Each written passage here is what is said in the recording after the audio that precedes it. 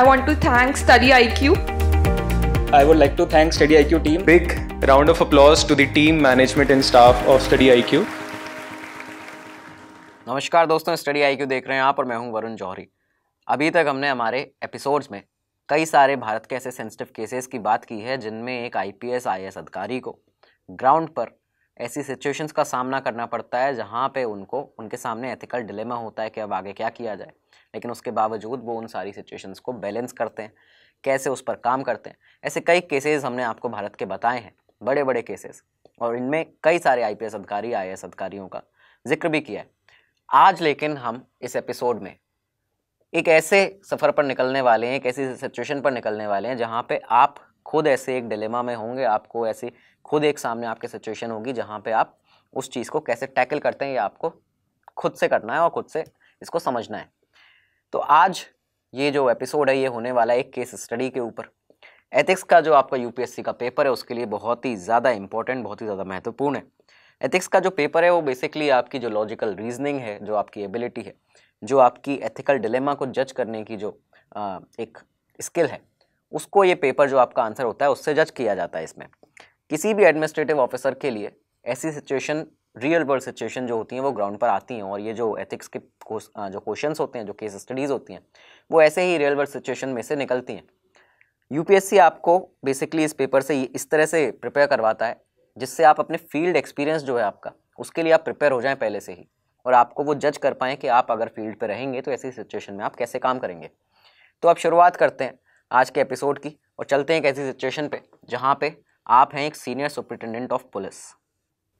दोस्तों, इस एपिसोड में आगे बढ़ने से पहले आपको बता दें, फॉर द UPSC एस्पिरेंट्स, अगर आप लोग जो ये वीडियो देख रहे हैं, अगर आप UPSC CSE की तैयारी करना चाहते हैं या कर रहे हैं, अगर आपका सपना है IAS बनना है, इस एग्ज़ाम को क्रैक करना, तो यहाँ पर भारत का best affordable education platform study IQ आपके लेकर आया एक programme P2I, prelims to interview इस प्रोग्राम का नाम है। यहाँ पर आपको प्रीलिम्स से लेकर के इंटरव्यू तक की पूरी तैयारी कराई जाती है।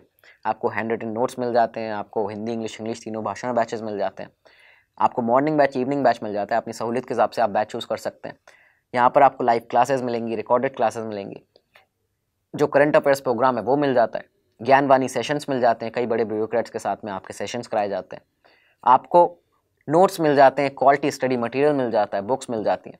तो ये सब चीज़ें जो हैं वो आपको यहाँ पे मिलती हैं, और इसके लिए जो आपको जो हमारा कोड है VJ लाइव, सिर्फ उसको लगाना है।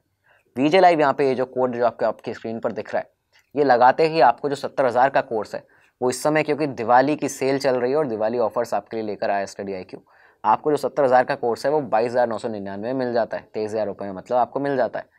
आपको यहाँ पे करना सिर्फ यही है कि इस कोड को आपने लगाना है, अपने कोर्स को परचेज़ करना है। नीचे डिस्क्रिप्शन में आपको सारे लिंक्स मिल जाएंगे। इस अपने कोर्स को लीजिए, इस कोड को लगाइए, अपनी तैयारी को मजबूत बनाइए। हमारी बहुत बहुत शुभकामनाएं आपके साथ हैं। धन्यवाद। तो बात यह है कि आप हैं एक सीनियर सुपरिटेंडेंट ऑफ पुलिस, वरिष्ठ पुलिस अधीक्षक, और आपको उत्तर प्रदेश के एक बहुत ही कम्युनली सेंसिटिव जो ज़िला है, जो वहाँ का डिस्ट्रिक्ट है, बहुत ही सांप्रदायिक तौर पर संवेदनशील जो ज़िला है, वहाँ पे आपको अपॉइंट कर दिया जाता है। आपके अपॉइंटमेंट के समय पर, इसी समय पर, उसी ज़िले का एक टेररिस्ट है जिसको हाल ही में हुए जो एक सीरियल बॉम्ब ब्लास्ट था, उस मामले में वो शामिल था, और उसको इस समय कैपिटल पनिशमेंट की यहाँ पे सज़ा सुनाई गई है। यहाँ पे उसको मौत की सज़ा सुनाई गई है, दी गई है। अब आप ही के ज़िले की यहाँ पे एक ऑर्गेनाइजेशन है, एक कम्युनल ऑर्गेनाइजेशन। तो ये जो लोकल कम्युनल ऑर्गेनाइजेशन है आपके ज़िले की, वो पुलिस से उस मौत की सज़ा के दिन पर जुलूस निकालने की इजाज़त मांग रही है। उन्हें ये परमिशन चाहिए कि उन्हें जुलूस निकालने दिया जाए उस दिन पर जब उसको ये मौत की सज़ा होने वाली है। साथ ही कम्युनल ऑर्गेनाइजेशन ये भी चाहती है पुलिस से कि पुलिस अथॉरिटीज़ उस एरिया में जहाँ वो टेररिस्ट रहा करता था, जहाँ पे उसका घर था, उस एरिया में, उस लोकेलिटी के अंदर अंतिम संस्कार की जो प्रार्थनाएं होती हैं वो करने की भी परमिशन दे, मतलब जो फ्यूनरल प्रेयर्स होती हैं ये करने की भी परमिशन दे। अब सिचुएशन जो है वो बेहद संवेदनशील है, क्योंकि जिस समुदाय से ये टेररिस्ट आता है उस समुदाय के कई लोगों को ये लगता है कि उस टेररिस्ट के साथ में यहाँ पे अन्याय हुआ है। कथित तौर पर ये वो कह रहे हैं कि यहाँ पे उसके साथ अन्याय हुआ है और उसके साथ इनजस्टिस हुआ है। तो सिचुएशन जो है वो बेहद संवेदनशील है ही। आप यहाँ पे सीनियर सुपरिटेंडेंट ऑफ पुलिस हैं। ऐसी फ्यूनरल प्रेयर्स जो होती हैं वो आमतौर पर दफनाने की जगह पर की जाती हैं, लेकिन अब आपको यहाँ पे उस कम्युनल ऑर्गेनाइजेशन को परमिशन देने के संबंध में जो डिसीज़न है वो लेने के लिए कहा गया है। इसका जिम्मा आपके ऊपर है, आपको यहाँ पे फैसला करना है। ऐसी एक्टिविटीज़ को अलाउ करने से क्या होगा ये जान लीजिए। ऐसी एक्टिविटीज़ को अलाउ करने से, परमिशन देने से कम्युनल क्लैशेज हो सकते हैं, ठीक है। परमिशन ना देने से जो कम्युनिटी है उसका सरकार के खिलाफ नेगेटिव सेंटीमेंट जाग सकता है, उसका सरकार के खिलाफ जो नेगेटिव सेंटीमेंट है, नकारात्मक भावनाएं हैं, वो भड़क सकती हैं। अब आपको ऐसी सिचुएशन को यहाँ पे एनालाइज करना है, अपने सारे पर्सपेक्टिव इसके देखने हैं। पूरा सवाल जो है हमने आपको बता दिया है कि क्या किस तरह की सिचुएशन है, क्या सिनेरियो चल रहा है। सारे डिफरेंट पर्सपेक्टिव से आपको ये बताना है कि आप इस सिचुएशन में, यहाँ पे इस सिनेरियो में क्या करेंगे, क्या डिसीजन लेंगे। आपको आंसर यहाँ पे बताया जाए इसके पहले आप यहाँ पे इस वीडियो को पॉज करिए, अपना पेन और पेपर उठाइए और अपने एक पेपर पे शुरुआत से अंत तक ये लिखिए कि आप इसमें क्या करने वाले हैं। सारे पर्सपेक्टिव को देखिए और इसमें आपको किस तरह से आप सोचेंगे as a senior superintendent of police, आपको ये सब लिखना है। सबसे पहले आपको किस तरह से लिखना है कि जो मेन चैलेंजेस हैं, जो मेन फोकस है, मेन इशू है इस पूरे केस का, उसको लिखिए। उसके बाद में आप लिखिए अपने जो वैल्यूज़ हैं, जो इश्यूज़ हैं इस केस के अंदर जो आपको दिखाई दे रहे हैं कि ऐसे क्या वैल्यूज़ और क्या इश्यूज़ इस केस के अंदर हैं, वो लिखिए, नोट डाउन करिए। उसके बाद as a senior superintendent of police, वरिष्ठ पुलिस अधीक्षक, आपको किन बातों का ध्यान रखना चाहिए, क्या आपको यहाँ पे दिख रहा है सामने अपने सिनेरियो सारे पर्सपेक्टिव से, इन चीज़ों को लिखिए और फिर लिखिए आप अपना डिसीजन। तो अपना आप नोट डाउन करिए सारी चीज़ें, इस वीडियो को पॉज करके, इसके बाद में बताते हैं आपको इसका आंसर। तो उम्मीद है आपने अपना आंसर लिख लिया होगा। अब बढ़ते हैं असल जवाब की तरफ कि जो इस सवाल का जवाब होना चाहिए और आपको ऐसी सिचुएशन में क्या करना चाहिए। तो यहाँ पे इस मामले में सबसे ज़्यादा गौर करने वाली जो बात है, जो मेन फोकस है, जो मेन आइडिया है इस पूरे केस का, वो ये है कि समुदाय के अंदर अन्याय की जो भावना है वो पैदा हो सकती है, जिससे क्या होगा कि परस्पर निर्भरता, इंटरडिपेंडेंस और सोशल यूनिटी, सामाजिक एकता, ये इन दोनों को तोड़ सकती है। ये जो भावना होगी अन्याय की, तो ये आपको नहीं होने देना है यहाँ पे। इसके अलावा ये आपके लिए एक एडमिनिस्ट्रेटिव चैलेंज है, क्योंकि आपको यहाँ पे बहुत ही बैलेंस सिचुएशन में काम करना है। किस तरह से काम करना है, आपको सभी समुदायों की जो भावनाएं हैं उनका सम्मान भी रखना है और साथ ही साथ में मार्जिनलाइजेशन और डेप्रीवेशन की भावनाएं जो हैं वो उनके अंदर ना आ जाए। मतलब किसी भी समुदाय को ऐसा ना लगे, उनके अंदर ऐसी भावना ना आ जाए कि उन्हें ये लगने लगे कि उन्हें हाशिए पर रख दिया है, उन्हें दरकिनार कर दिया है, किनारे कर दिया है। तो ये भी नहीं लगना चाहिए उन्हें। ये इसका मेन पूरा आइडिया है, मेन फोकस है जो इस पूरे केस के अंदर रखना है। अब यहाँ पे बात कर लेते हैं कि कौन से वैल्यूज़ और कौन से इश्यूज़ इसमें इन्वॉल्व है इस केस के अंदर। जो देखने को मिलता है उसके अकॉर्डिंग यहाँ पे कानून का शासन, रूल ऑफ लॉ, ये बना रहना चाहिए, ये एक वैल्यू है। यहाँ पे राज्य की वैधता, स्टेट की लेजिटमेसी ऑफ स्टेट, ये यहाँ पे होना चाहिए। साथ ही साथ में इंटरनल सिक्योरिटी और आंतरिक सुरक्षा जो है हमारी, उसको, और एक टेररिज्म के खिलाफ एक स्टैंड जो है सरकार का, जो पुलिस का, देश का जो स्टैंड है, वो एक सख्त स्टैंड यहाँ पे दिखना चाहिए। तो यहाँ पे ये भी एक है कि आंतरिक सुरक्षा और आतंकवाद पर जो सख्त रोक है वो एक वैल्यू यहाँ पे आ जाता है। साथ में यहाँ पे आ जाता है कि मृत्यु दंड का एक इशू है इसमें। मृत्यु दंड के मामले जो हैं वो एक जिस विशेष समुदाय में मामले जो अधिक होते हैं उससे यहाँ पे अन्याय की भावना पैदा होती है। तो ये जो डेथ सेंटेंस का इशू है वो यहाँ पे एक इशू बन के सामने आता है। इसके अलावा जुलूस के माध्यम से अपने विचार व्यक्त करने का जो संगठन का अधिकार है, जो उनका राइट है, वो यहाँ पे आता है कि right of organisation to air their views by procession. तो यहाँ पे इनके पास ये भी राइट है, उसको भी ध्यान में आपको रखना है कि अगर वो आपसे मांग रहे हैं इस चीज़ की परमिशन कि उनको जुलूस निकालने की परमिशन दी जाए, तो इसको आप किस तरह से अब इसको देखेंगे, क्या इस पर करेंगे। तो यहाँ पे ये भी एक इशू है कि वो लोग मांग रहे हैं अधिकार अपना, जो उनका अधिकार बनता भी है कि जुलूस निकालने का, अपने विचार व्यक्त करने का जुलूस में। इसके अलावा यहाँ पे न्यायपालिका का फैसला और न्यायपालिका के फैसले का सम्मान, ये एक बहुत बड़ा पॉइंट है। ये मेजर यहाँ पे एक वैल्यू है कि आपको जुडिशरी का जो डिसीजन आया है, जिसने उस टेररिस्ट को टेररिस्ट बताया है, उसका यहाँ पे सम्मान बनाए रखना है। साथ में आपको सीरियल जो बॉम्ब ब्लास्ट हुआ था उसमें जो लोग जिनकी जानें गई थी, जिन्होंने अपनी ज़िंदगियाँ गंवाई थी, उन प्रभावित लोगों की भावनाओं का भी ध्यान रखना है, उनकी भावनाओं का सम्मान करना है। तो ये यहाँ पे कोर जो वैल्यूज़ और जो इशू हैं उस केस के ये निकल के सामने आते हैं। अब इस केस में बात करते हैं कि आपको किन चीज़ों का ध्यान रख के, सारे पर्सपेक्टिव को देखकर किस तरह अपना निर्णय जो है वो बनाना चाहिए। तो पहली बात तो ये कि आप नहीं चाहेंगे कि किसी भी समुदाय को, किसी भी कम्युनिटी को ये लगे कि आप उनके लिए काम नहीं कर रहे हैं, आपका एक एपैथेटिक एटीट्यूड है उनके खिलाफ, एक पैथेटिक पर्सनालिटी आप दिखा रहे हैं यहाँ पे उनके रिलीजन के या उनकी कम्युनिटी के खिलाफ, ये आप नहीं चाहेंगे, आपको इस पर ध्यान देना है। उस जो वो कम्युनल ऑर्गेनाइजेशन जो है उसके नज़रिए से अगर देखा जाए तो जुलूस करना उनका एक तरह से एक आवाज़ उठाने जैसा है। वो एक आवाज़ उठा रहे हैं अन्याय के खिलाफ, जो कथित तौर पर वो अन्याय जैसे बता रहे हैं। उन्हें लगता है कि पुलिस अगर उनकी मांगें जो हैं वो मान लेगी तो उनकी कम्युनिटी में एक पॉजिटिव सेंटिमेंट जो है, एक सकारात्मक भावना जो है वो पुलिस के लिए, शासन प्रशासन के लिए जाग जाएगी। साथ में ये भी आप देखिए कि अभिव्यक्ति की आज़ादी जो है, जो अभिव्यक्ति के रूप से अगर देखा जाए as a form of expression, तो यहाँ पे जुलूस निकालना कॉन्स्टिट्यूशनल राइट भी है, उनका संवैधानिक अधिकार भी है। लेकिन यहाँ पे संवैधानिक अधिकार होते हुए भी ये देखना आपको ज़रूरी है कि जुलूस निकालने की मांग एक कम्युनल ऑर्गेनाइजेशन के द्वारा की जा रही है, और ऐसे माहौल में, ऐसे सेंसिटिव माहौल में जुलूस निकालने की अनुमति अगर दी गई तो यहाँ पर सोशल जो माहौल है वो यहाँ पे ख़राब हो सकता है। यहाँ पे भावनात्मक चिंता जो होती है, इमोशनल एंजाइटी, वो यहाँ पे बढ़ सकती है। कम्युनल क्लैशेस भी हैं, वो हो सकते हैं, उनके होने की भी संभावना है। इसके अलावा कोई भी राइट जो है, कोई भी ऐसा राइट इनमें से यहाँ पे जो दिखाई दे रहा है कि जुलूस निकालने का जो राइट है वो एब्सोल्यूट नहीं है, यानी कि कोई भी राइट जो है, जो अधिकार है वो संपूर्ण नहीं है। तो इसे नेशनल सिक्योरिटी को देखते हुए, लॉ एंड ऑर्डर को मेंटेन करे रखने के लिए इस आधार पर यहाँ पे इसको रिस्ट्रिक्ट किया जा सकता है। ये आपके सामने, आपने अपने निर्णय में आपको लिखना भी है और आपको यहाँ पे सामने पता होना चाहिए। पुलिस के नज़रिए से आप देख रहे हैं तो आपको ये पता है कि ये सिचुएशन बेहद ज़्यादा संवेदनशील है, और ऐसे कठिन समय में कानून व्यवस्था को बनाए रखना पुलिस का प्रथम उद्देश्य, प्रथम कर्तव्य होता है। पुलिस को यहाँ पे लॉ एंड ऑर्डर को भी मेंटेन रखना है, और समुदाय की जो रिलीजियस सेंटिमेंट है, इन दोनों के बीच को, इसको भी मेंटेन रखना है, और इन दोनों के बीच में आपको बैलेंस बना के यहाँ पे रखना है। इस केस को देखा जाए तो पुलिस के लिए जुलूस की परमिशन नहीं दी जा सकती।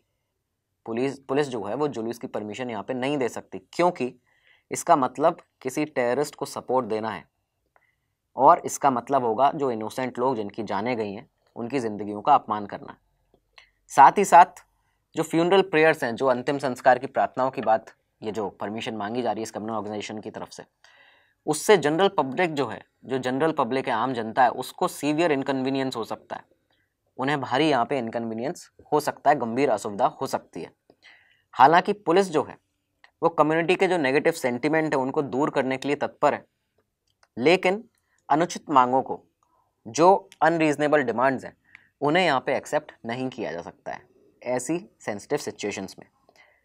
इससे होगा क्या अगर इनको डिमांड को एक्सेप्ट किया जाएगा? इससे ये होगा कि उस टेररिस्ट को बढ़ावा मिलेगा, साथ ही साथ में यूथ को एक ग्लोरीफाइड डेथ, एक मतलब इस तरह की एक ग्लोरीफाइड डेथ का सपना दिखाकर, जो बाकी टेररिस्ट संगठन है वो इस टेररिस्ट की डेथ का सपना दिखाकर के उसकी डेथ में इस तरह से वहाँ पे जुलूस निकला था, वहाँ पे इस तरह से रोडों पर प्रार्थनाएं हुई थी, ये दिखाकर गुमराह कर सकते हैं। उसका उन्हें मौका मिलेगा, उन टेररिस्ट ऑर्गेनाइजेशंस को। तो आपको यहाँ पे ये भी ध्यान रखना है, जुलूस की परमिशन देने से स्टेट की जो वैधता है, जो राज्य की वैधता है, लेजिटिमेसी ऑफ स्टेट, ये यहाँ पे उसको चुनौती मिल सकती है। और क्योंकि एक दोषी का महिमा मंडन हो रहा है तो ये यहाँ पे स्टेट की लेजिटिमेसी पर सवाल खड़ा कर सकता है। सरकार के लिए नेगेटिव सेंटिमेंट ये जो है ये पैदा कर सकती है ये चीज़, अगर यहाँ पे आपके राज्य में किसी दोषी का, कोई टेररिस्ट है, उसका महिमा मंडन अगर किया गया तो ये सरकार पे भी नेगेटिव सेंटिमेंट पैदा करेगा पूरे देश भर में। इन सब चीज़ों का यहाँ पे आपको ध्यान रखना है। साथ ही साथ में आपको कॉमन मैन के पर्सपेक्टिव से भी सोचना है, आम जनता के पर्सपेक्टिव से सोचना है। तो यहाँ पर आप देखते हैं कि जो जुलूस है, जुलूस आपको कम्युनिटी पर अच्छा प्रभाव नहीं डालता है। जो जुलूस अगर आप किसी टेररिस्ट के लिए करते हैं तो वो कम्युनिटी पर अच्छा प्रभाव नहीं डालता है, क्योंकि ये टेररिस्ट के लिए किया जा रहा है। तो यहाँ पे उसका समर्थन करता हुआ जब कोई कम्युनिटी अगर उसको दिखेगी तो ये भी उस कम्युनिटी के लिए अच्छी बात नहीं है यहाँ पे। और किसी भी टेररिस्ट का समर्थन करना कोई भी औचित्य किसी भी आधार पर ये नहीं बनता है। टेररिस्ट को उचित कानूनी कार्रवाई के चलते, उचित कानूनी प्रक्रिया के चलते, यहाँ पे प्रोसेस ऑफ लॉ के चलते दोषी पाया गया है, दोषी ठहराया गया है, और इसे इनजस्टिस कहकर जो कम्युनिटी ये कह रही है कि ये उसके साथ अन्याय हुआ है, वो देश के जुडिशियल सिस्टम को डिसरिस्पेक्ट कर रहे हैं। वो यहाँ पे उसका एक तरह से उसको डिसऑनर कर रहे हैं, उस पर सवाल खड़ा कर रहे हैं, जिससे आगे चलकर उन पर कंटेम्प्ट ऑफ कोर्ट की कार्रवाई भी की जा सकती है। तो ये सारी चीज़ें हैं जो आपने यहाँ पे देखी इस पूरे मामले में।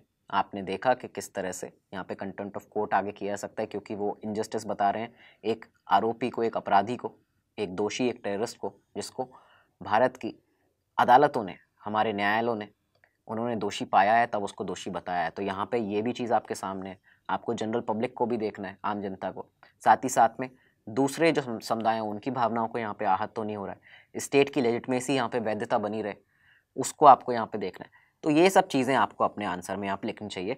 इसके बाद अब बात करते हैं कि आपका अब इस पर डिसीजन क्या होगा। तो as a senior superintendent of police, वरिष्ठ पुलिस अधीक्षक, आपका जो डिसीजन होना चाहिए वो ये होना चाहिए कि आप उस ऑर्गेनाइजेशन को ये परमिशन दें कि आप उसे दोषी के निवास स्थान पर, आप लोग ये प्रेयर्स जो हैं, ये फ्यूनरल प्रेयर्स जो हैं, अंतिम संस्कार की प्रार्थनाएं हैं, आप उसके निवास स्थान पर जाके कर सकते हैं। आप वहाँ पे कर सकते हैं, लेकिन जुलूस नहीं निकाल सकते। यहाँ पर आप उन्हें जुलूस की परमिशन नहीं दे रहे हैं। आपने यहाँ पे उन्हें जुलूस की परमिशन नहीं दी। क्यों नहीं दी? क्योंकि जुलूस निकालना ये जो है ये एक गलत मिसाल कायम करेगा। साथ ही साथ में जो प्रेयर्स हैं, आपने प्रेयर्स की परमिशन क्यों दी, और वो भी सिर्फ उसके निवास स्थान पर जाके, जहाँ पे वो रहता था, सिर्फ उस जगह में, पूरी लोकेलिटी में नहीं।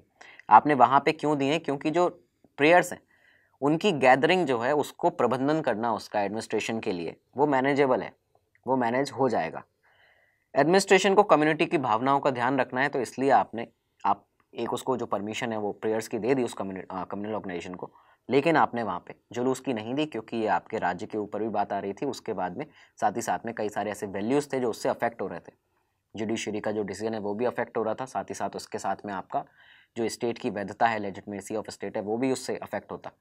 तो यहाँ पे ये आपने नहीं दिया। साथ ही साथ में कम्युनल क्लैशेज होने की बहुत बड़ी संभावना थी, इसलिए यहाँ पर आपने सिर्फ जो प्रार्थना करने का है उसके घर के पास, उसके घर पर टेररिस्ट के, उसकी आपने यहाँ पे परमिशन दी। इसी के साथ आपको इस बात का भी ध्यान रखना है जब ये प्रार्थना होगी कि मोहल्ले के बाकी जो सदस्य हैं उन्हें कोई इनकन्वीनियंस ना हो, क्योंकि पुलिस प्रशासन आपके पास है, आप सीनियर सुपरिटेंडेंट ऑफ पुलिस हैं, तो आपको इस चीज़ का भी ध्यान रखना है। और इसी के साथ आपको दीर्घकालिक तौर पर, एक लॉन्ग टर्म में इस चीज़ का भी यहाँ पे कंक्लूज़न निकालना है, इस चीज़ को भी इन्वेस्टिगेट करना है कि टेररिस्ट के प्रति सिंपैथी जो आई उस ऑर्गेनाइजेशन में, उस कम्युनल ऑर्गेनाइजेशन में, उसका रूट कॉज क्या है। किसी आतंकवादी के प्रति जो उनकी संवेदनशील, जो उनका सिंपैथी आई है, उसका यहाँ पे रूट कॉज क्या है, क्यों उन्हें ऐसा लगता है कि उसके साथ अन्याय हुआ है। इन सब चीज़ों को आपको आइडेंटिफाई करना है और एक अप्रोप्रिएट स्टेप आगे आने वाले समय में आपको उठाने होंगे। ये आपका पूरा डिसीजन होगा यहाँ पे। तो इस तरह के जो केसेस हैं वो आपको भारत के अंदर कम्युनल जो क्लैशेस होते हैं या कम्युनल टेंशन का माहौल हो जाता है कभी कभी क्रिएट, ये आपको कई जगह पर देखने को मिल जाते हैं। उत्तर प्रदेश में, मालेगांव में, मध्य प्रदेश में, बेंगलोर में, हाल ही में हरियाणा के नूह में, ऐसे कम्युनल जो टेंशन्स होते हैं, जो सेंसिटिव इलाके होते हैं, वहाँ पे आपको, अगर आपकी पोस्टिंग है तो आपको ऐसी चीज़ें ग्राउंड पर आपको इनको हैंडल करना पड़ेगा। और ये आपको जो एथिक्स, ये जो केस स्टडीज़ हैं, ये इसीलिए आपको यहाँ पे प्रिपेयर करवाई जाती हैं कि आप किस तरह से इनको हैंडल वहाँ पे करेंगे। ऐसे और भी कई सारे टॉपिक्स, ऐसे कई सारे सवाल, वीडियोज़ हम आपके लिए और भी लेकर आते रहेंगे। साथ ही साथ में आपको हमेशा ये ध्यान रखना ज़रूरी है कि किस तरह से आप दोनों समुदाय के जो उनकी भावनाएं, उनको बैलेंस करके ऐसी सिचुएशन में काम करेंगे। आपको हमेशा ऐसी जो केसें आते हैं उनमें यही ध्यान रखना है कि आप किस तरह से दोनों समुदाय के जो भावनाएं हैं वो आहत ना हो, और इसके साथ में स्टेट की लेजिटिमेसी बनी रहे। जुडिशरी का अगर उसमें दखल है तो जुडिशरी का जो सम्मान है वो बना रहे। इन सब चीज़ों को ध्यान में रख के आपको इनके निर्णय लेने होते हैं। आगे और भी ऐसी वीडियोस हम आपके लिए लेकर आते रहेंगे। साथ ही साथ में इस वीडियो के डिस्क्रिप्शन में आपको यहाँ पे, क्योंकि दिवाली की बहुत बड़ी सेल चल रही है, बहुत बड़े ऑफर्स आपके लिए हैं। अगर आप यूपीएससी सीएससी की तैयारी कर रहे हैं तो आपके लिए यहाँ पे कई बड़े ऑफर्स हैं। जो 70,000 का कोर्स है हमारा, वो आपको यहाँ पे 22,999 में यहाँ पे मिल जाएगा। आपको सिर्फ एक कोड लगाना है, वीजे लाइव आपको एक कोड लगाना है और आपको एक भारी डिस्काउंट मिलेगा। अपनी तैयारी को मजबूत बनाएंगे। तो ये यूपीएससी एस्पिरेंट के लिए ये संदेश कि अगर आप लोग तैयारी कर रहे हैं, करना चाहते हैं, तो स्टडी आईक्यू आपके लिए यहाँ पे एक उद्देश्य के साथ में, अफोर्डेबल बनाने के लिए आपकी तैयारी को बेस्ट स्टडी मटेरियल के साथ में, क्वालिटी स्टडी मटेरियल के साथ में, साथ में कई सारी बुक्स भी अवेलेबल है हमारे पास में। ऐसी बुक्स जो आपको बहुत ही अच्छा एक कंटेंट देती हैं, आपको जो आपका सिलेबस है उसके एक्यूरेट चल के आपको उतना जो आपको पढ़ना ज़रूरी है वही आपको यहाँ पे पढ़ाया जाता है और आपको जो आपकी तैयारी है उसको मजबूत बनाया जाता है। तो आशा है आपको ये वीडियो पसंद आया होगा। ऐसे और भी टॉपिक्स हम आपके लेकर आते रहेंगे। तब तक के लिए दीजिए इजाज़त। नमस्कार, धन्यवाद, जय हिंद। स्टडी IQ IAS, अब तैयारी हुई अफोर्डेबल।